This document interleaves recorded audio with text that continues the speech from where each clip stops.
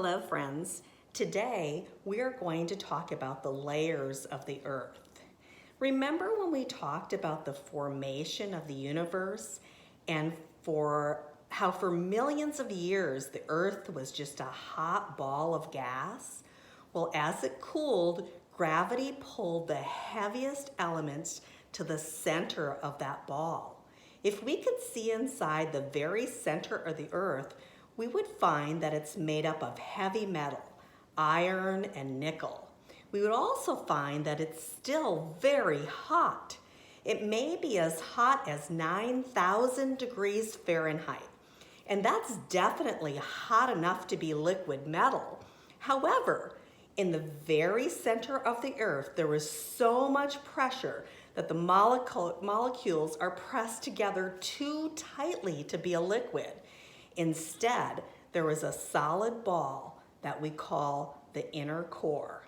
It's about 1,600 miles from one side to the other. Around the inner core is the outer core. It's also made of iron and nickel, as well as silicon. It's also very hot, ranging between 4,000 and 900 degrees Fahrenheit.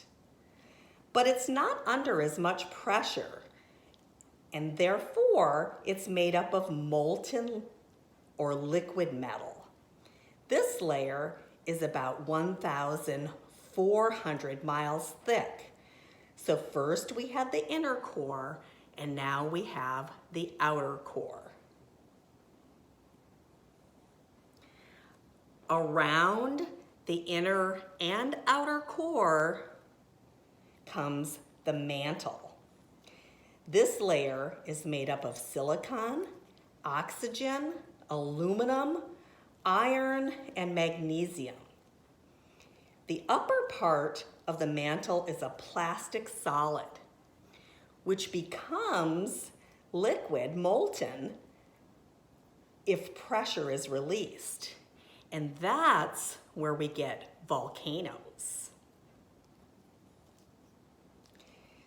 The mantle is about 1,800 miles thick.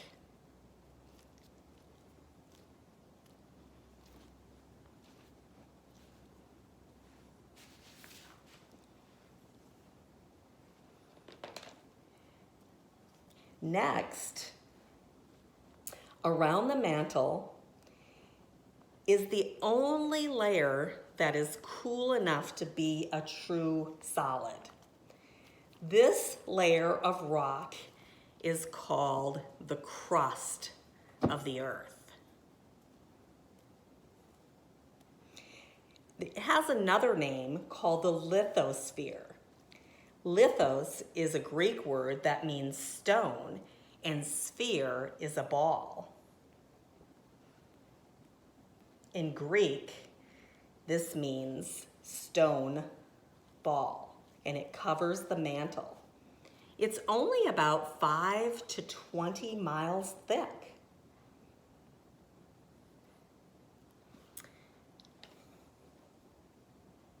There is another layer that covers about 3/4 of the earth. Remember how the water filled in all the low places and formed the oceans?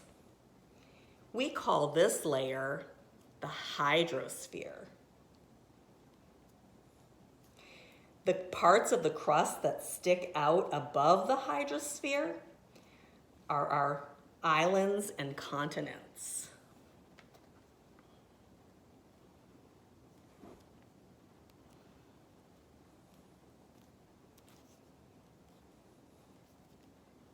Living things that live on the surface of the earth are sometimes called the biosphere. Bio means living, and there's one more layer that's very important. It's the layer of gases that surround the earth. Without them, we could not survive. That layer is called the atmosphere.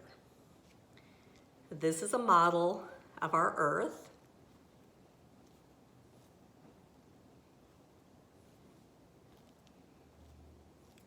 Now, I'm going to attempt to cut this through the center so that we will be able to see the layers of the earth.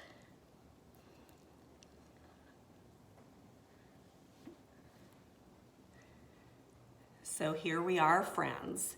We have our inner core, our outer core, our mantle, our crust. Here we have the hydrosphere, the animals and things that live in the biosphere, and out here is the atmosphere. So we can chart the layers of the earth in drawing a model of our own. Here we can show the inner core, the outer core, the mantle, the crust of the earth, and the atmosphere. I will be sending you follow-up work for this, my friends, and I hope you enjoyed the lesson.